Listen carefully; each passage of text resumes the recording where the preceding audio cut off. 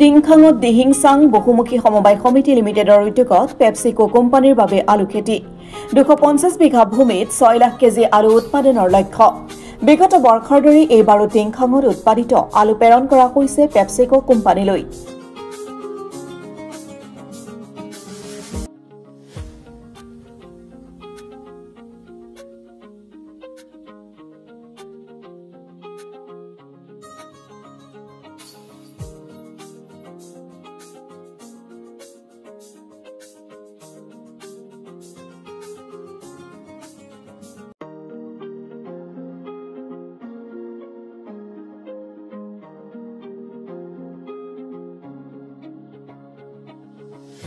অসম চৰকাৰৰ দ্বাৰা গঠিত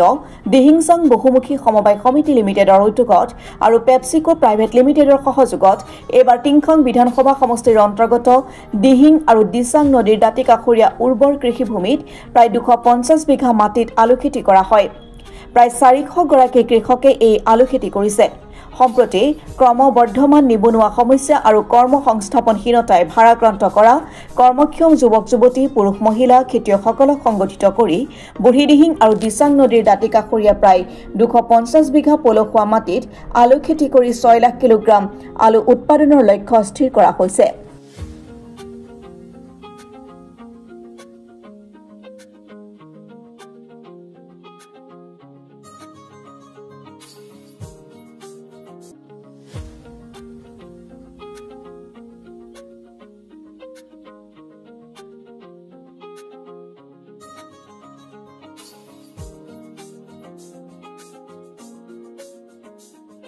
এই বছৰ আমাৰ 42 বিঘা খেতি আৰম্ভ কৰিছো যোৱা বছৰ 5 বিঘা এনে ট্ৰায়েল কৰি চাইছিলো যোৱা বছৰ ভাল প্ৰডাকচন হৈছে এই বছৰ আজি দুদিন খানিছো লাষ্টৰ গম পাম কিমান কি প্ৰডাকচন হয়গে ভালে হ'ব বুলি ভাবিছো বাৰু আমি আশাবাদী আৰু তেখেতৰ দিহিংচাং কৃষি প্ৰকল্পই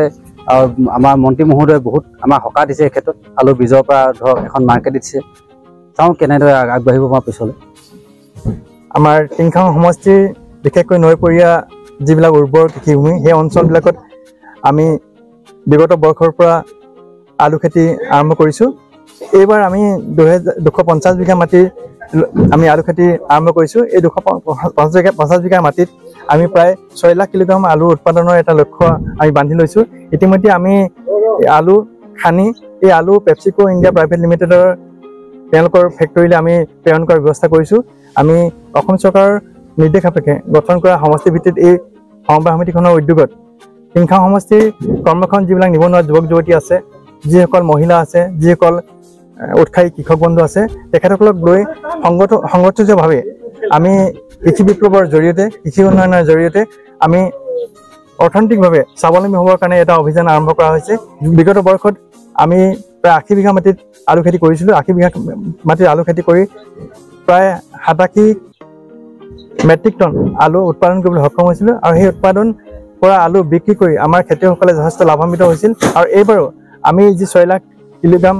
আলু উৎপাদনৰ যি লক্ষ্য লৈছোঁ সেই লক্ষ্য যদি আমি উপনীত হ'ব পাৰিম নিশ্চয় আমি আশা ৰাখিছোঁ আৰু তেতিয়া নিশ্চয় আমাৰ খেতিয়ক বন্ধুসকলে ইয়াত লাভান্বিত হ'ব আমি টিংখাং সমষ্টিত এটা অৰ্থনৈতিক নৱজাগৰণৰ আমি যাতে সৃষ্টি কৰিবৰ কাৰণে এটা প্ৰয়াস কৰা হৈছে আৰু আমি আশা ৰাখিছোঁ যে খুব সোনকালে আমাৰ কৃষক বন্ধুসকলৰ সহযোগিতা আমাৰ পালকসকলৰ সহযোগিতা আৰু বিভিন্ন বিভাগৰ বিষয়া মুৰব্বীসকলৰ যি সহযোগিতা সেই সহযোগিতাই টিংখাঙত অতি সোনকালে অৰ্থনৈতিকভাৱে এক নৱজাগৰণৰ সূচনা হ'ব যাৰ মাজেদি আমাৰ সকলোৱে কৃষক বন্ধু সকলো মহিলা পুৰুষ সকলোৱে অৰ্থনৈতিকভাৱে স্বাৱলম্বী হ'ব আৰু ইতিমধ্যে কৰ্মসংস্থাপনৰ যি সমস্যা বা কৰ্মবৰ্ধমান যি নিবনুৱা সমস্যা আজি আমাৰ যুৱ বন্ধুসকলক হতাশাগ্ৰস্ত কৰিছে সেই যুৱ বন্ধুসকলেও এনে আত্মসংস্থাপনৰ যিবিলাক কৰ্মসূচী আছে এই কৰ্মসূচীত অংশগ্ৰহণ কৰি আমি ভাবোঁ যে তেওঁলোকে অৰ্থনৈতিকভাৱে স্বাৱলম্বী হ'ব পাৰিব